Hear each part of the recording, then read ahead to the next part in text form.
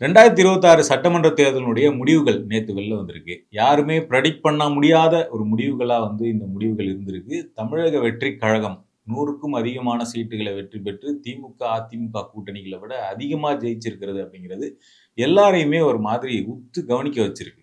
இந்த வெற்றி எப்படி அவங்களுக்கு கிடைச்சது? இந்த வெற்றியில இருக்கக்கூடிய பேட்டர்ன் என்ன? யார் யாரெல்லாம் தாவேகாவுக்கு வாக்களிச்சு இந்த வெற்றி தாவேகாவுக்கு கிடைச்சது? என்ன மாதிரியான மாற்றம் இந்த தேர்தல்ல நடந்தது? அப்படிங்கிற விஷயங்கள தான் இந்த வீடியோல நம்ம பார்க்க போறோம். ரொம்ப குறிப்பா பார்த்தோம்னா, ஹிந்து பேப்பர்ல ஒரு முக்கியமான ஒரு ரிசர்ச் மெட்டீரியல் டேட்டா வந்திருக்கு. இந்த டேட்டாஸ வச்சு பார்க்கும்போது நிறைய புரிதல்கள இந்த தேர்தல் முடிவுகள் குறித்து நிறைய புரிதல்கள அல்லது அனாலிசிஸ் இந்த முடிவுகள் குடுக்கும். முதல்ல தேர்தலினுடைய முடிவுகள பார்த்தோம்னா, தமிழக வெற்றிக் கழகம் 108 இடங்கள்ல ஜெயிச்சிருக்கிறாங்க. திமுக கூட்டணி 73 இடங்கள்ல ஜெயிச்சிருக்கிறாங்க. அதிமுக கூட்டணி 53 இடங்கள்ல ஜெயிச்சிருக்கிறாங்க. நாம் தமிழர் கட்சி எந்த இடங்கள்லயும் ஜெயிக்கல. பெர்சன்டேஜா பார்த்தோம்னா தாவேகா 34.92% வந்திருக்கிறாங்க. திமுக கூட்டணி 31.4% வந்திருக்கிறாங்க. அதிமுக கூட்டணி 27.21% வந்திருக்கிறாங்க. இதுல திமுக கூட்டணி 2வது இடம் வந்திருக்கக்கூடிய திமுக கூட்டணிக்கும் தாவேகாவுக்கும் இடையில இருக்கிற வித்தியாசம் அப்படிங்கிறது ஒரு 3.5%. அதாவது ஒரு 17 to 18 லட்சம் வாக்குகள் வித்தியாசத்துல தாவேகா இந்த வெற்றியை அடைஞ்சிருக்கிறாங்க. குறிப்பா தாவேகாவை எடுத்துக்கிட்டோம்னா, எந்த பகுதியில அவங்க அதிகமா ஜெயிச்சிருக்கிறாங்க அப்படின்னு எடுத்துக்கிட்டோம்னா, சென்னை சுத்தி இருக்கக்கூடிய பகுதி. இங்கதான் பார்த்தோம்னா தாவேகா மிகப்பெரிய வெற்றியை தமிழ்நாட்டிலே இந்த ரீஜியன்ல தான், சென்னை மண்டலம் அப்படிங்கிற அந்த ரீஜியன்ல தான் பெற்றிருக்கிறாங்க. சென்னை மண்டலத்துல பார்த்தோம்னா மொத்தமாக சென்னை சிட்டி, அதை சுற்றி இருக்கக்கூடிய மற்ற மாவட்டங்களினுடைய பகுதிகள், அதாவது சென்னை, காஞ்சிபுரம், திருவள்ளூர், செங்கல்பட்டு, இந்த 4 மாவட்டங்கள்ல பார்த்தோம்னா மொத்தமா 37 தொகுதிகள் இருக்கு. இந்த 37 தொகுதிகள்ல 32 தொகுதிகள் தாவேகா வெற்றி பெற்றிருக்கிறாங்க. இது கடந்த முறை 2021 தேர்தல்ல பார்த்தோம்னா திமுகவின் அசைக்க முடியாத கோட்டையாக இருந்த ஒரு பகுதி. இந்த 37ல 36 தொகுதிகள் திமுக 2021ல ஜெயிச்சிருந்தது. ஆனா இந்த முறை திமுகவால இந்த பகுதியில, இந்த சென்னை மண்டலத்துல 2 இடங்கள் மட்டும்தான் ஜெயிக்க முடிஞ்சிருக்கு. ஒண்ணு பார்த்தோம்னா சேப்பாக்கம் தொகுதியில துணை முதலமைச்சராக இருந்த உதயநிதி அவர்கள் வெற்றி பெற்றிருக்கிறார். இன்னொன்னு துறைமுகம் தொகுதியில அமைச்சராக இருந்த சேகர் பாபு வெற்றி பெற்றிருக்கிறார். அடுத்ததான் இந்த ரீஜியன்ல மீதி இருக்கக்கூடிய 3 தொகுதிகளில் அதிமுக வெற்றி பெற்றிருக்கு. இந்த ஒரு மண்டலத்துல, சென்னை மண்டலத்துல மட்டுமே திமுக 34 தொகுதிகளை இழந்திருக்கிறாங்க அப்படிங்கிறது அவங்களுடைய பின்னடைவுக்கு ஒரு முக்கியமான காரணமா இருந்திருக்கு. அதே மாதிரி வாக்கு சதவீதம் அப்படின்னு பார்த்தாலும் சென்னை மண்டலத்துல தான் தாவேகா அதிக அளவிலான வாக்கு சதவீதத்தை வாங்கியிருக்கிறாங்க. குறிப்பா 45.3% வாக்குகளை சென்னை மண்டலத்துல தாவேகா வாங்கியிருக்கு. அப்ப தாவேகாவினுடைய ஓட் பேங்க்னு பார்க்கும்போது அதுல ஒரு முக்கியமான பேட்டர்னை கவனிக்க முடியுது. அது என்னன்னா, எங்கெல்லாம் நகர்ப்புறங்கள், அதாவது ஒரு சிட்டி, டவுன் மாதிரியான ஏரியாக்களை உள்ளடக்கிய தொகுதிகள் இருக்கு இல்லைங்களா, அந்த தொகுதிகள்ல தான் தாவேகா ரொம்ப ரொம்ப அதிகமான வாக்குகளை வாங்கியிருக்கிறாங்க.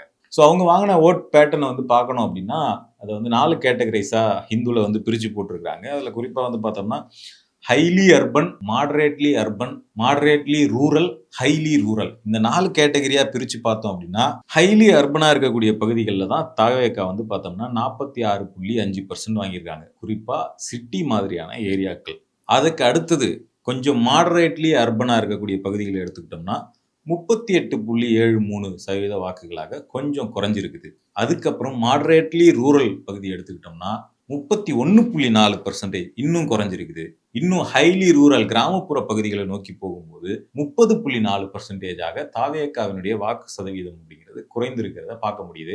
அப்ப நகரங்களை உள்ளடக்கிய தொகுதிகளில் தாவேகாவினுடைய வாக்குகள் அப்படிங்கிறது மிகப்பெரிய அளவுல வந்திருக்குது. அங்கதான் அவங்களுடைய வெற்றி கணக்குகள் அப்படிங்கிறதும் அதிகமா இருக்கு. இதே பேட்டர்ன், ஓட்டிங் பேட்டர்ன் திமுகவுக்கு எப்படி இருந்திருக்கு இந்த 4 ரீஜியன்லயும், இந்த 4 கேட்டகரியிலையும் அப்படின்னு பார்த்தோம்னா 31ல இருந்து 32.5% அப்படிங்கிறது எல்லா கேட்டகரியிலுமே பரவலாக சேமாக வந்திருக்கு. அதுல ரொம்ப குறிப்பா சொல்லணும்னா, எப்பவுமே திமுகவுக்கு நகர்ப்புற பகுதி மக்களின் வாக்குகள் அப்படிங்கிறது தான் அதிமுகவோட கம்பேர் பண்ணும்போது அதிகமாக இருக்கும். அந்த வாக்குகளினுடைய ஒரு முக்கியமான பகுதியை தான் திமுக தாவேகாவிடம் இழந்திருக்கிறது அப்படிங்கிறது தான் இந்த இந்த இந்த டேட்டால நம்மளால பார்க்க முடியுது. அதே மாதிரி திமுகவினுடைய அந்த சீட் எண்ணிக்கை வாங்கினது இருக்கு இல்லைங்களா, ஜெயிச்சது, அது வந்து பார்த்தோம்னா ஊரக பகுதி, கிராமப்புற பகுதிகளில் இந்த முறை திமுக அதிக அளவிலான வெற்றியை பதிவு பண்ணியிருக்கிறாங்க. அதுல குறிப்பா வந்து இந்த மாடரேட்லி ரூரல் அப்படிங்கிற பகுதிகளில் 50 இடங்களில் திமுக வந்து வெற்றி பெற்றிருக்கிறாங்க. ஹைலி ரூரல் அப்படிங்கிற பகுதிகளில் 12 இடங்கள்ல வெற்றி பெற்றிருக்கிறாங்க. இரண்டும் சேர்த்து 62 இடங்கள், மொத்தமாக திமுக கூட்டணி ஜெயிச்ச 73 தொகுதிகள்ல 62 தொகுதிகள் அப்படிங்கிறது ஊரக பகுதிகளில், ரூரல் ஏரியாஸ்ல இருக்கக்கூடிய தொகுதிகள்ல இருந்து அவங்களுக்கான வெற்றி அப்படிங்கிறது கிடைச்சிருக்கு அப்படிங்கிறது ரொம்ப முக்கியமாக கவனிக்கத்தக்கது. அதே ஊரக பகுதிகளில் தாவேகாவினுடைய கணக்கு என்னவா இருந்திருக்குது அப்படின்னு பார்த்தோம்னா, அது வந்து 46ஆக இருக்குது. அதாவது திமுக வந்து 62 ஊரக பகுதிகளில், தாவேகா பெற்றிருக்கிறது 46. இந்த வித்தியாசத்திலிருந்தே நகர்ப்புற வாக்குகளுக்கும் ஊரக பகுதி வாக்குகளுக்கும் இடையில தாவேகா பெற்றிருக்கிற அந்த வித்தியாசத்தை நம்மளால கவனிக்க முடியும். ஸோ ஊரக பகுதிகளில் திமுகவை விட குறைவான இடங்கள்ல தான் தாவேகா வந்து வெற்றி பெற்றிருக்கு. அதே மாதிரி அதிமுக இந்த ரீஜியன்ல எடுத்துக்கிட்டோம்னா 48 தொகுதிகளில் ஜெயிச்சிருக்கிறாங்க. இப்போ ஊரக பகுதிகள் எடுத்துக்கிட்டோம்னா திமுக, அதிமுக இந்த 2 கட்சிகளையும் விட குறைவான இடங்கள்ல தான் தாவேகா ஜெயிச்சிருக்குது. இப்போ தாவேகாவின் கணக்குகள் அவங்க நகர்ப்புற பகுதிகளில் பெற்ற அந்த சீட்டுகளினுடைய எண்ணிக்கை மூலமாக தாவேகா இந்த 2 கட்சிகளையும் மீறி முன்னோக்கி போறாங்க. அதே மாதிரி ரீஜியன் வைஸா, அதாவது தமிழ்நாட்டை வந்து 5 ரீஜியனா பிரிச்சு ரீஜியன் வைஸா பார்த்தோம் அப்படின்னா, சென்னை மண்டலம், வடக்கு மண்டலம், மத்திய மண்டலம்னு சொல்லக்கூடிய இந்த டெல்டா மண்டலம், அடுத்து வந்து மேற்கு மண்டலம், கொங்கு மண்டலம்னு சொல்லக்கூடிய மேற்கு மண்டலம், தென் மண்டலம், இந்த 5 மண்டலங்களாக பிரிச்சு இந்த ஒவ்வொரு மண்டலத்திலும் வந்து இந்த கட்சிகளினுடைய வாக்குகள் என்னவாக வந்திருக்குது அப்படின்னு பார்த்தோம் அப்படின்னா, அதுலயும் ஒரு முக்கியமான பேட்டர்னை வந்து கவனிக்க முடியுது. முக்கியமா தாவேகா பெற்ற இந்த வெற்றிக்கு வந்து உறுதுணையாக இருந்தது வந்து சென்னை மண்டலமும் மேற்கு மண்டலமும் தான். இந்த சென்னை, கொங்கு இந்த 2 மண்டலங்கள்ல மட்டுமே தாவேகா வந்து 59 இடங்கள்ல ஜெயிச்சிருக்கிறாங்க. சென்னையில 32 இடங்கள், மேற்கு மண்டலத்துல 27 இடங்கள். இந்த 59 இடங்கள் தான் தாவேகாவினுடைய வெற்றிக்கு அடித்தளமா இருந்திருக்குது. மற்ற 3 மண்டலங்கள்லயுமே தாவேகா குறைவான தொகுதிகளில் தான் வெற்றி பெற்றிருக்கிறாங்க. ரொம்ப குறிப்பா சொல்லணும் அப்படின்னா, டெல்டா மண்டலம். இந்த டெல்டா மண்டலம் வந்து திமுகவுக்கான வலுவான பகுதியாக எப்பவுமே இருக்கக்கூடியது. இந்த தேர்தலையும் திமுக டெல்டா பகுதியில அதிக அளவிலான எண்ணிக்கையில சீட்டுகளை ஜெயிச்சிருக்கிறாங்க. ஸோ அங்க மொத்தமா இருக்கக்கூடிய 41 தொகுதிகளில் பார்த்தோம்னா 19 சீட்டு வந்து திமுக ஜெயிச்சிருக்கிறாங்க.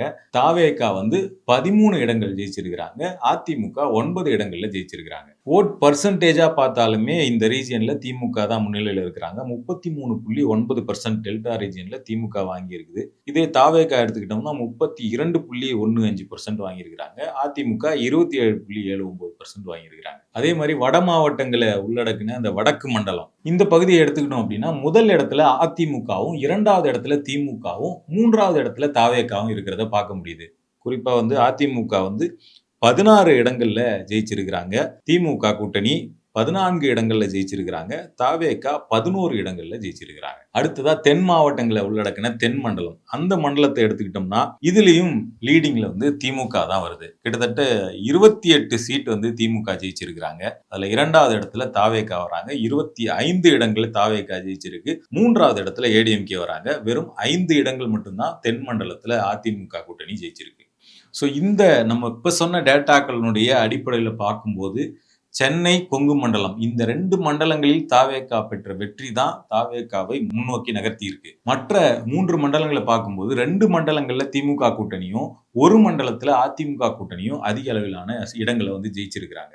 இன்னொரு முக்கியமான பேட்டர்ன் நம்ம பார்க்கணும் அப்படின்னா, தாவேகாவினுடைய வெற்றியை பொறுத்த வரைக்கும் அவங்க தமிழ்நாட்டினுடைய முக்கியமான மாநகர பகுதிகளா இருக்கக்கூடிய இந்த மாநகரங்களை சுற்றியுள்ள எல்லா தொகுதிகளிலும் அவங்க வந்து முன்னிலை வந்து வெற்றி பெற்றிருக்கிறாங்க. அதுல ரொம்ப குறிப்பா பார்த்தோம்னா சென்னை, திருச்சி, மதுரை, திருநெல்வேலி, இந்த பக்கம் கோயம்புத்தூர், திருப்பூர், இந்த முக்கியமான தமிழ்நாட்டினுடைய அந்த சிட்டி ரீஜியன் இருக்கு இல்லைங்களா, இந்த இடங்கள்ல தாவேகா வந்து எல்லா இடத்துலையும் ஜெயிச்சிருக்கிறாங்க. இதை தவிர்த்த ஊரக பகுதிகளில் அவங்களுடைய வெற்றி அப்படிங்கிறது குறைவாக பதிவு செய்யப்பட்டிருக்கு. அடுத்ததா மாவட்ட வாரியா இந்த ரிசல்ட்டை பார்த்தோம் அப்படின்னா, தமிழ்நாட்டினுடைய டாப்ல இருக்கக்கூடிய திருவள்ளூர் மாவட்டத்துல இருந்து ஆரம்பிச்சு சென்னை, காஞ்சிபுரம், செங்கல்பட்டு, ராணிப்பேட்டை, வேலூர் இது வரைக்கும் இருக்கக்கூடிய இடங்கள்ல பார்த்தோம்னா தாவேகா அதிக எண்ணிக்கையிலான இடங்கள்ல ஜெயிச்சிருக்கிறாங்க. அப்படியே அதுக்கு அடுத்து இருக்கக்கூடிய திருப்பத்தூர் மாவட்டம், வேலூருக்கு அடுத்து இருக்கக்கூடிய திருப்பத்தூர் மாவட்டம் பார்த்தோம்னா அங்க திமுக அதிக எண்ணிக்கையில ஜெயிச்சிருக்கிறாங்க. அதுக்கு பிறகு கிருஷ்ணகிரியில 3 கட்சிகளும் சம அளவிலான சீட்டுகளை வந்து வாங்கியிருக்கிறாங்க. அதுக்கு பிறகு தர்மபுரி, திருவண்ணாமலை, விழுப்புரம், கள்ளக்குறிச்சி, சேலம் இந்த 5 மாவட்டங்களையும் எடுத்துக்கிட்டோம்னா, இந்த 5லயும் அதிமுக கூட்டணி அதிக இடங்கள்ல வெற்றி பெற்றிருக்கிறாங்க. குறிப்பா அதிமுக, பாமக கூட்டணி அப்படிங்கிற அவங்களுடைய அந்த கேஸ்ட் கால்குலேஷன்ஸ்லாம் வந்து இந்த தொகுதிகள்ல பெரிய அளவுல வேலை பார்த்திருக்கு அப்படிங்கிறத இந்த முடிவுகள்ல இருந்து நம்மளால கவனிக்க முடியுது. அதுக்கு அடுத்து சேலத்துக்கு அடுத்து மறுபடியும் மேற்கு மாவட்டங்களுடைய அந்த உள்ள போனோம் அப்படின்னா, அங்க வந்து பார்த்தோம்னா, நம்ம முன்னாடியே சொன்ன மாரி தாவேகா தான் அதிக இடங்கள ஜெயிச்சிருக்கிறாங்க. நாமக்கல், ஈரோடு இந்த 2 மாவட்டத்திலயும் தாவேகா வந்து அதிக இடங்கள்ல ஜெயிச்சிருக்கிறாங்க. நீலகிரி மாவட்டத்த பொறுத்தவரைக்கும் திமுக அதிக இடங்கள்ல ஜெயிச்சிருக்கிறாங்க. அடுத்து வந்து திருப்பூர், கோயம்புத்தூர் மாவட்டங்கள்லயும் தாவேகா அதிக இடங்கள்ல ஜெயிச்சிருக்கிறாங்க. அதுக்கு பிறகு இந்த மேற்கு மண்டலத்த விட்டு வெளில வந்தோம் அப்படின்னா, திண்டுக்கல் மாவட்டத்துல வந்து திமுக கூட்டணி அதிக இடங்கள்ல ஜெயிச்சிருக்கிறாங்க. கரூர் மாவட்டத்துல திமுக கூட்டணி அதிக இடத்துல ஜெயிச்சிருக்கிறாங்க. அதுக்கு பிறகு ஒரு மாநகரம் திருச்சி மாநகரத்தை பொறுத்த வரைக்கும் அங்க தாவேகா அதிக இடத்துல ஜெயிச்சிருக்கிறாங்க. அடுத்ததா பெரம்பலூர் வந்தோம்னா அங்க வந்து திமுகவும் தாவேகாவும் தலா ஆளுக்கு ஒரு சீட் வந்து ஜெயிச்சிருக்கிறாங்க. அரியலூர் மாவட்டத்தை பொறுத்த வரைக்கும் அங்க இருக்கக்கூடிய 2 இடங்களையுமே அதிமுக ஜெயிச்சிருக்குது. கடலூர் மாவட்டத்தை எடுத்துக்கிட்டோம்னா திமுக அதிக இடங்களை ஜெயிச்சிருக்கிறாங்க. மயிலாடுதுறை, நாகப்பட்டினம் இந்த மாவட்டங்கள்லயும் திமுக அதிக இடங்கள்ல திமுக கூட்டணி ஜெயிச்சிருக்கு. திருவாரூர் மாவட்டத்தை பொறுத்த வரைக்கும் திமுகவும், அதிமுகவும் சமமா ஜெயிச்சிருக்கிறாங்க. ஸோ தாவேகாவினுடைய வெற்றி வாய்ப்புகள் பெருசா இல்லாத மாவட்டங்களாக இந்த மாவட்டங்கள் வந்து இருக்குது. பெரம்பலூர்லயும், கடலூர்லயும் மட்டும் ஒவ்வொரு சீட்டு ஜெயிச்சிருக்கிறாங்க. அதை தாண்டி இந்த பெரம்பலூர், அரியலூர், கடலூர், மயிலாடுதுறை, நாகப்பட்டினம், திருவாரூர் இந்த மாவட்டங்கள்ல வேற எங்கேயும் தாவேகா வந்து பார்த்தோம்னா ஒரு இடங்கள் கூட ஜெயிக்கல. அதே மாதிரி அதுக்கு பிறகு தஞ்சாவூர் மாவட்டத்தை எடுத்துக்கிட்டோம்னா அங்கேயும் திமுக அதிக இடங்கள்ல ஜெயிச்சிருக்கிறாங்க. புதுக்கோட்டை மாவட்டம் எடுத்துக்கிட்டோம்னா அங்கேயும் திமுக அதிக இடங்கள்ல ஜெயிச்சிருக்கிறாங்க.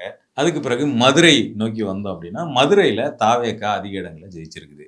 மதுரை, சிவகங்கையிலும் தாவேகா வந்து அங்க இருக்கக்கூடிய 4 தொகுதிகளையுமே தாவேகா வந்து ஜெயிச்சிருக்கிறாங்க. அடுத்து தேனி மாவட்டத்தை எடுத்துக்கிட்டோம்னா தாவேகா 2 தொகுதி, திமுக 2 தொகுதி ஜெயிச்சிருக்கிறாங்க. அடுத்து விருதுநகர் மாவட்டத்துல தாவேகா 4 தொகுதி, திமுக 3 தொகுதி ஜெயிச்சிருக்கிறாங்க. ராமநாதபுரம் எடுத்துக்கிட்டோம்னா அங்க திமுக தான் அதிக இடங்களை ஜெயிச்சிருக்கிறாங்க. தூத்துக்குடி எடுத்துக்கிட்டோம்னா திமுகவும் தாவேகாவும் சம அளவிலான தொகுதிகளை ஜெயிச்சிருக்கிறாங்க. ஆளுக்கு 3 தொகுதிகள் ஜெயிச்சிருக்கிறாங்க. தென்காசி மாவட்டத்தை எடுத்துக்கிட்டோம்னா அந்த மாவட்டத்தில் இருக்கக்கூடிய 5 தொகுதிகள்ல 4 தொகுதி திமுக ஜெயிச்சிருக்குது. 1 தொகுதி அதிமுக ஜெயிச்சிருக்குது. இந்த தொகுதியிலும் தாவேகா வந்து ஒரு இடங்கள்ல கூட வெற்றி பெறல. திருநெல்வேலி மாவட்டத்தை எடுத்துக்கிட்டோம்னா அங்க தாவேகா அதிக இடங்களை ஜெயிச்சிருக்கிறாங்க. கன்னியாகுமரி மாவட்டத்துல தாவேகா ஒரு இடம் கூட வெற்றி பெறல. 5 இடங்கள் திமுக கூட்டணியும், 1 இடம் அதிமுக கூட்டணியும் ஜெயிச்சிருக்கிறாங்க. ஸோ தமிழ்நாடு முழுக்க அதிக இடங்களை வென்ற தாவேகாவினுடைய கணக்குகளை எடுத்து ஒப்பிட்டு பார்த்தோம், மாவட்ட அளவில் ஒப்பிட்டு பார்த்தோம் அப்படின்னா கிட்டத்தட்ட 8 மாவட்டங்களில் தாவேகா வந்து ஒரு இடங்கள்ல கூட வெற்றி பெறல. அதுக்கு பிறகு இன்னொரு 9 மாவட்டங்கள்ல ஒரு தொகுதி மட்டும், தலா ஒரு தொகுதி மட்டும் ஜெயிச்சிருக்கிறாங்க. ஸோ கிட்டத்தட்ட 17 மாவட்டங்கள், தமிழ்நாட்டினுடைய 17 மாவட்டங்கள்ல ஒரு தொகுதி அல்லது 0 ஒரு தொகுதி கூட ஜெயிக்காம தாவேகாவினுடைய வெற்றி வாய்ப்பு அப்படிங்கிறது இருந்திருக்கு. ஸோ மற்ற மாவட்டங்கள்ல பரவலாக நிறைய இடங்களை ஜெயிச்சிருக்கிறாங்க.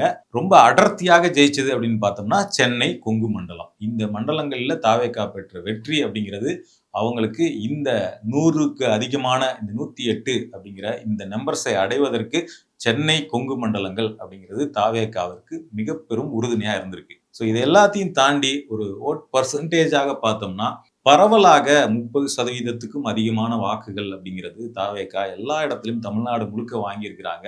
ஒரு முதல் தேர்தலை சந்தித்திருக்கக்கூடிய கட்சி 30% அதிகமான வாக்குகளை, அதாவது பெரிதாக களப்பணி செய்யல.